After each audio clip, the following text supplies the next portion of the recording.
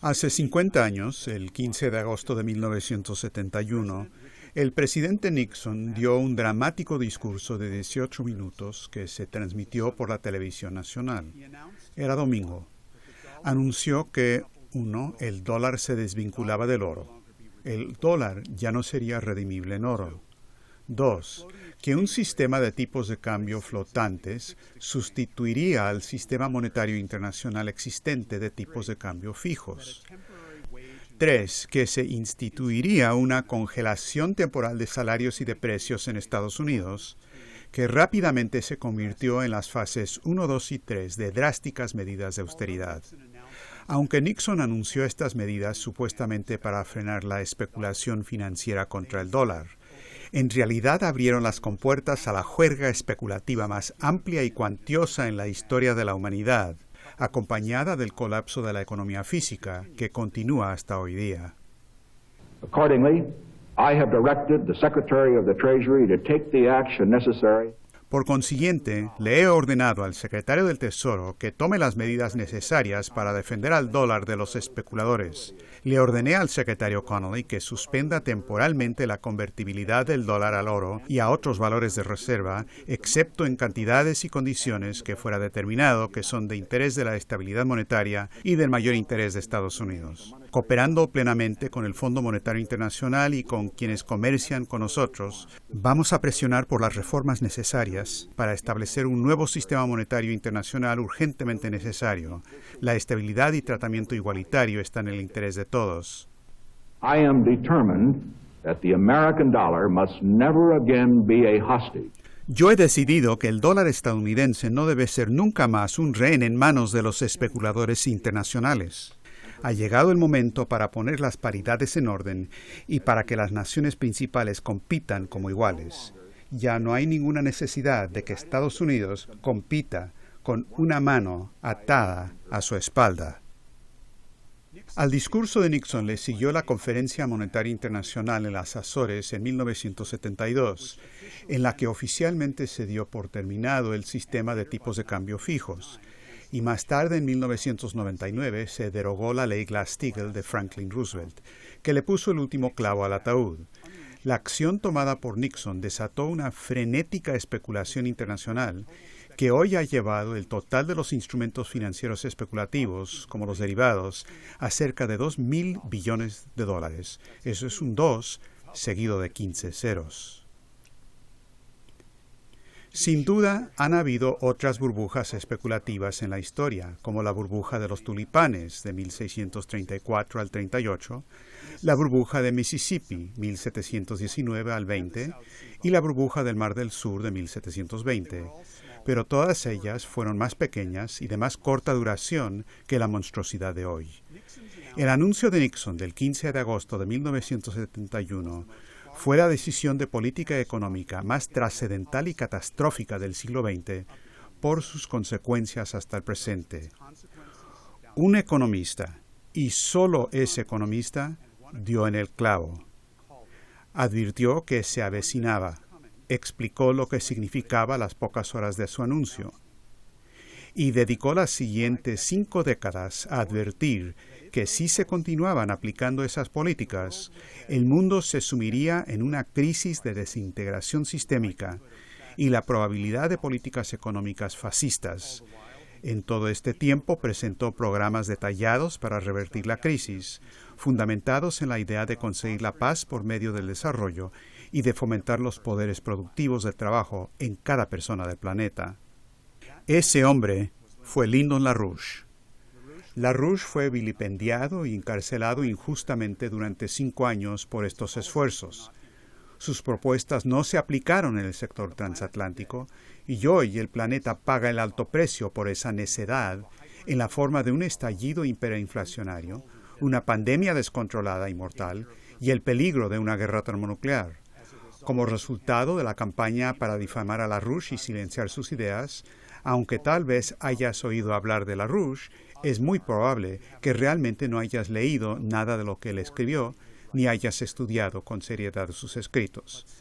Pero algunas personas, destacados científicos y dirigentes políticos en distintas partes del mundo, sí escucharon a LaRouche y sí estudiaron su obra, desde el gigante científico ruso Boris Kuznetsov hasta el expresidente de México, José López Portillo, y el exministro de Economía de Italia, Giulio Tremonti.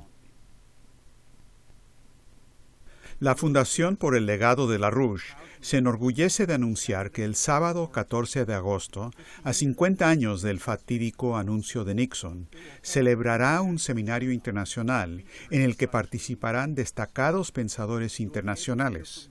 Podrás escuchar directamente de ellos acerca de los logros de LaRouche en economía, su inigualable récord de pronósticos y sus propuestas programáticas para desarrollar cada rincón del planeta y del sistema solar. El seminario te ayudará a entender por qué ya es hora de exonerar las ideas de Lino LaRouche, tanto por razones de simple justicia como para poder aplicar por fin sus programas.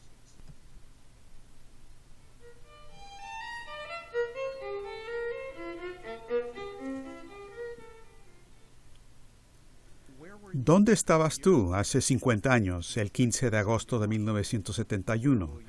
¿Dónde estarás dentro de 50 años?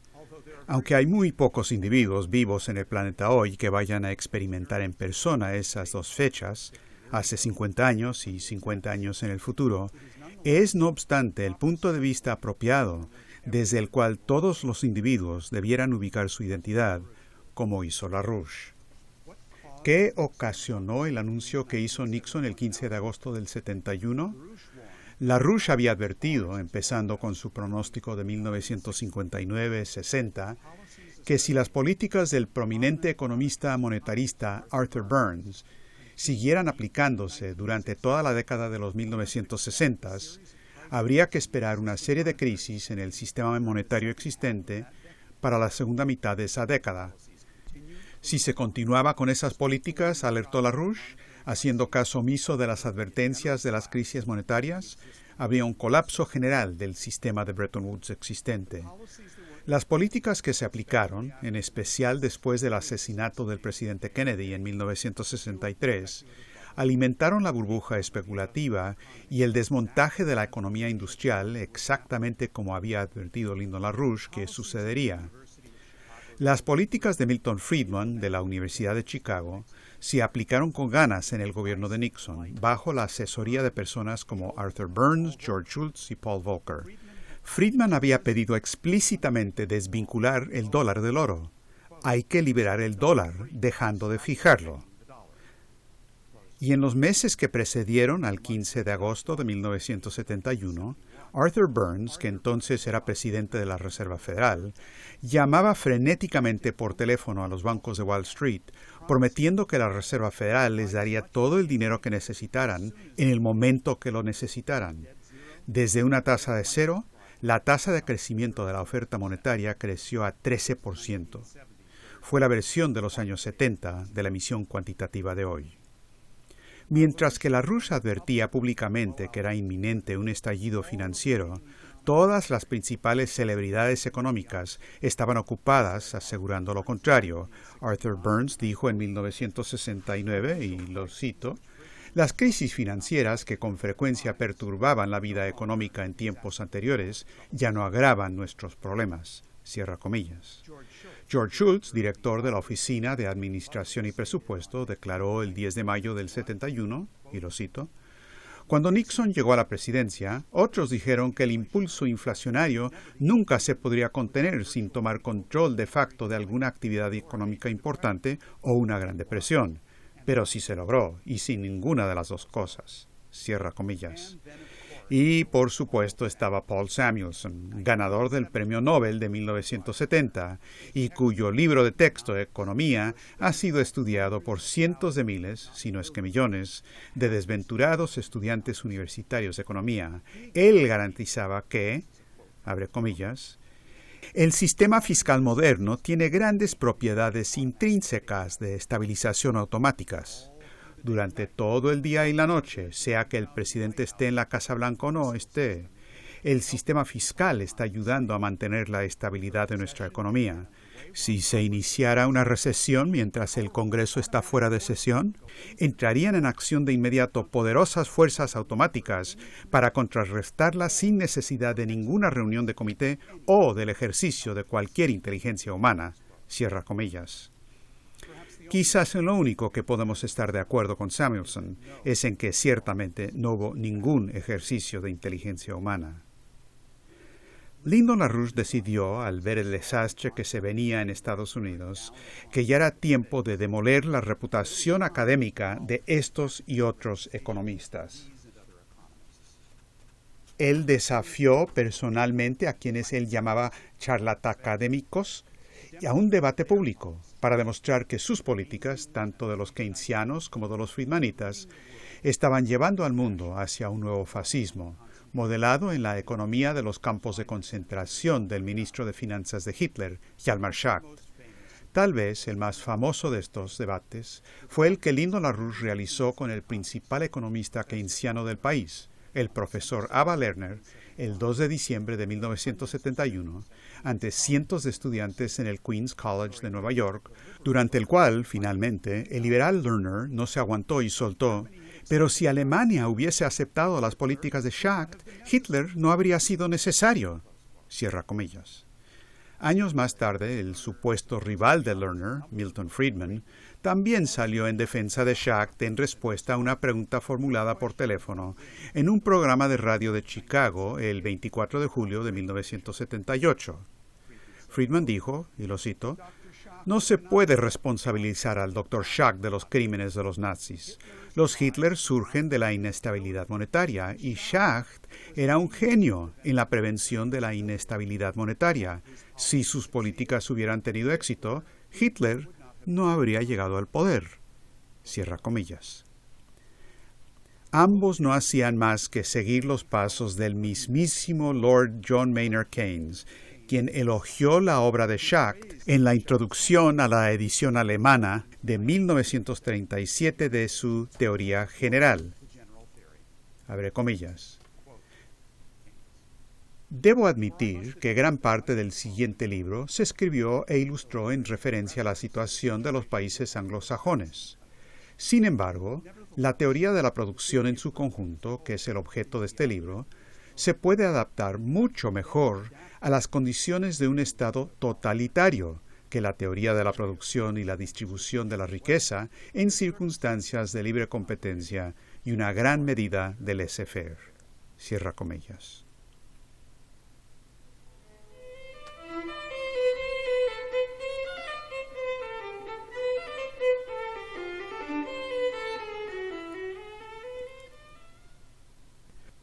¿Cuál fue el descubrimiento fundamental de Lyndon LaRouche en la economía? Él mismo lo explicó de la siguiente manera en 1993. Abre comillas.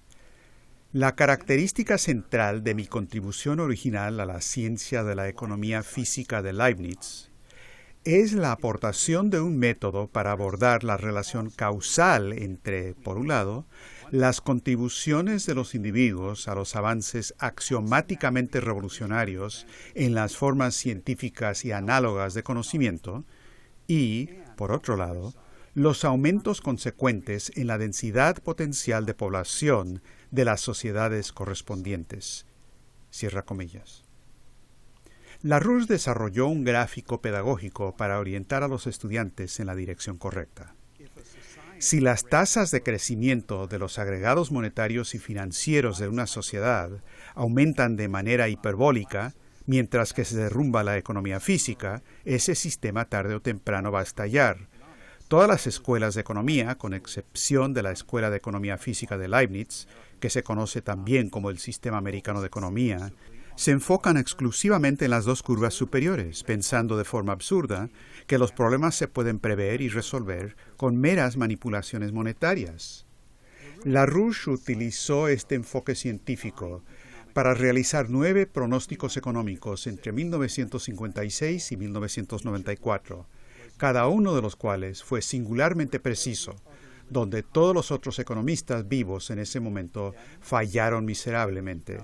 Y luego, el 25 de julio del 2007, en la víspera del crack del 2007-2008, que otros dijeron que nunca iba a suceder, LaRouche le dijo a un público estupefacto en una videoconferencia internacional, abre comillas, el sistema monetario y financiero mundial está efectivamente en proceso de desintegración actualmente. No hay nada misterioso en esto. Ya tengo bastante tiempo hablando de ello. Ha estado avanzando y no está amainando. Lo que aparece como valores bursátiles y valores de mercado en los mercados financieros internacionales es basura. Son creencias completamente ficticias. No hay verdad alguna en eso. La farsa es enorme. La posibilidad de que no haya un colapso del sistema financiero actual es nula. Ninguna. Cierra comillas. En cuestión de semanas, el mercado interbancario se congeló por completo, seguido rápidamente por las bancarrotas de Northern Rock y de Bear Stearns, y luego el colapso de Lehman Brothers en septiembre del 2008.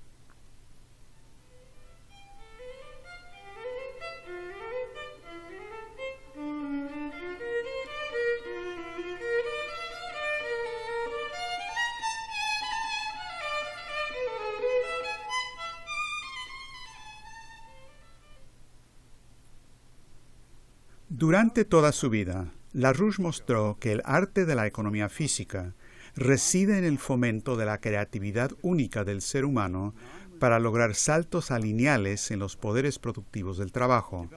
Desarrolló como métrica esencial el concepto de la densidad relativa potencial de población, junto con la densidad de flujo energético, como reflejo del poder ampliado del hombre en el universo.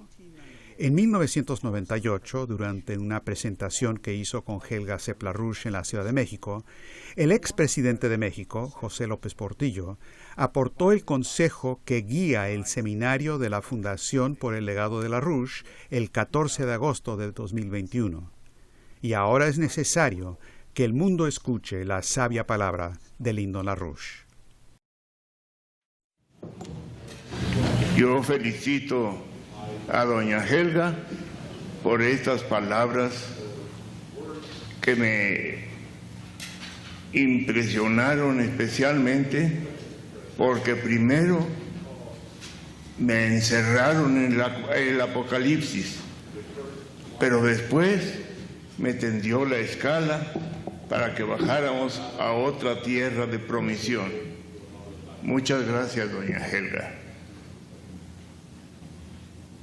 Doña Helga, y en esto quiero felicitar a su esposo Lyndon LaRouche, y ahora es necesario que la sabia palabra de Lyndon LaRouche se escuche en el mundo, y ahora es por la voz de su señora esposa como hemos tenido el privilegio de escuchar.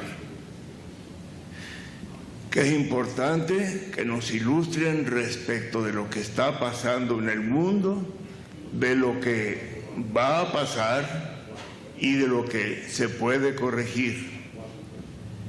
Qué importante que alguien dedique su tiempo, su generosidad y su entusiasmo a ese propósito. De mi parte,